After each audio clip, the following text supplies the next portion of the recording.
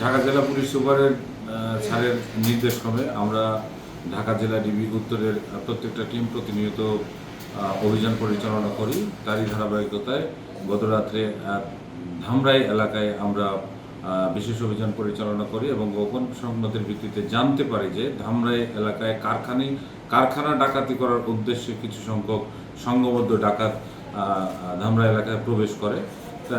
সেই সংবাদের সূত্র ধরে আমরা বিশেষ অভিযান পরিচালনা করি এবং ট্রাক ভর্তি সংঘবদ্ধ ডাকাতের সন্ধান পাই এবং গাড়িটি আমরা ধাওয়া করি।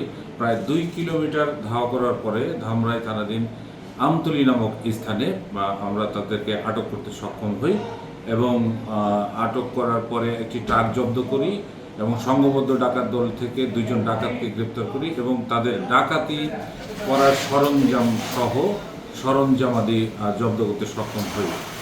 তাদের জিজ্ঞাসাবাদে তারা স্বীকার করে যে ডাকাতি করার জন্যই তারা ধামরা এলাকাতে ঢুকে।